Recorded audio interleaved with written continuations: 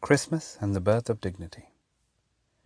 From the very beginning, the Christmas story was the coming together of the mundane and the miraculous. You have the birth of a baby boy, an everyday occurrence, yet the mother, Mary, claims that she had never had an encounter with a man, let alone her soon-to-be husband, Joseph. Despite the edgy internet memes, the idea of virgin births was quite uncommon in the ancient world. The child is visited by shepherds. Odd, but nothing out of the ordinary. But years later, he is also visited by Magi from the Persian Empire. These astrologers and advisors believed they were coming to see the birth of a Jewish king. This was news to Herod the Great, who had ruled the region for decades under Rome's watchful eye. But if this baby's royal pedigree was questionable, what of his divine identity? For that is the heart of the Christmas story. The wailing baby, wrapped in cloth and laid in a manger, is the creator of the universe. In most ancient cultures, children were considered property and had very few, if any, rights. In the Roman world, it was quite normal for families to expose unwanted children to the elements and creatures that inhabited the bustling colonies. Yet in the Christmas story, the weakest, most dependent person possible is elevated to the highest worth, bringing a sense of dignity that would later permeate the world. Image of God. Centuries before the events in Bethlehem, the seeds of this idea were laid by Hebrew writers crafting their origin story in the Torah. Across the ancient Near East, nations were ruled by godlike royal figures. These kings saw themselves as the representatives of God to their people. They were the image of God. The Hebrew Bible took the title meant for kings and democratized it. Everyone was now made in the image of God. Both male and female were made in God's image. That is what makes the first chapter of Genesis revolutionary in its statement that every human being, regardless of color, class, culture, or creed, is in the image and likeness of God Himself. Rabbi Lord Jonathan Sacks, Morality. At Bethlehem, the idea of bearing God's image becomes tangible like never before. The baby boy in the manger is not only made in God's likeness, but is the article genuine. God has come down and taken on the image of man. God's identification with humanity would become a central theme of Jesus' message.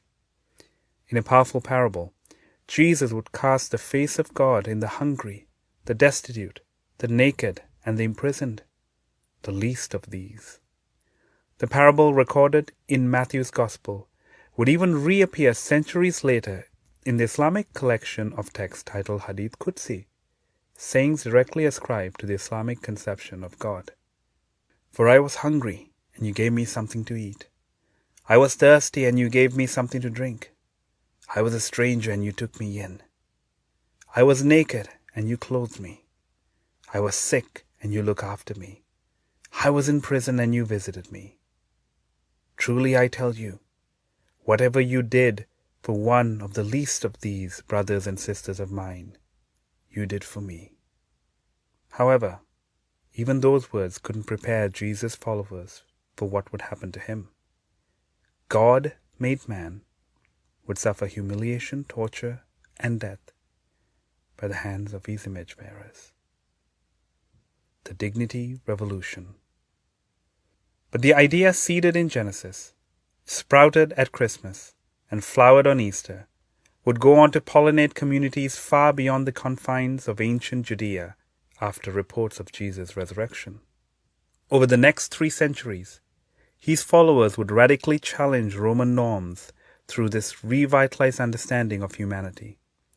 They would partake in taking care of the poor, widows, and orphans, establishing our equivalent of public hospitals, burying the dead, and even protesting gladiatory games. The idea of the image would even appear in legal language and theological treatises. In AD 316, Emperor Constantine would reference the idea when banning the branding or tattooing of crimes on the faces of criminals, citing that it has been made in the likeness, similitude of heavenly beauty. John Paul Dixon, Bullies and Saints.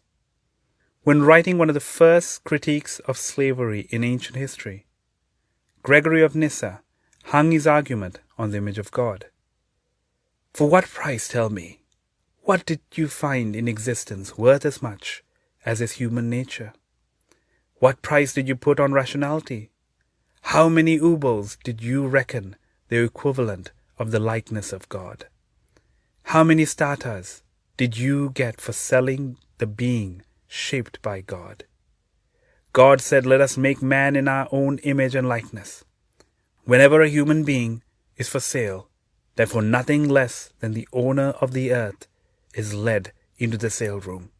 But has the scrap of paper and the written contract and the counting out of obols deceived you into thinking yourself master of the image of God? What folly! Gregory's sister and teacher, Macrina the Younger, drew her work even closer to the image bearer in the Nativity. When Cappadocia was in the throes of a severe famine that led many families to abandon their children, Macrina would scour the local rubbish tips like a vagabond looking for discarded treasure. And treasure is what she found when she gazed into the faces of the little baby girls she rescued and raised as her own. Centuries on, early scientists and philosophers opined that it was the image-bearing function of humanity that allowed us to discover the very laws of nature. Catholic canon lawyers would employ the concept to create our first notions of human rights, which would eventually lead to the UN Declaration of Human Rights. Today, the idea that humans have rights is considered a brute fact, or as Thomas Jefferson might claim, self-evident. Yet the question remains whether an idea founded on a series of myths can remain influential once the audience has pulled the thread apart. The German philosopher Friedrich Nietzsche envisioned such a future and despaired. While we have never needed help to demonize and dehumanize each other, the prevailing political climate and the rapid advancement of digital technology has made it easier to cast others as lesser than us. What hope exists for a people who have forgotten the very stories that have created their world? Perhaps something small and seemingly insignificant, like a baby laid in a manger, a baby that calls us to see the reckless driver who cuts us off, the homeless stranger huddled in a dark corner, the collateral damage of our bombs and bullets, and the political opponents screaming offensive obscenities as people made in God's image, that in their faces we can glimpse someone precious. Perhaps then, Christmas can light up the world once again. Because of the tender mercy of our God, by which the rising sun will come to us from heaven, to shine on those living in darkness in the shadow of death, to guide our feet into the path of peace. Luke 1, verse 78 and 79.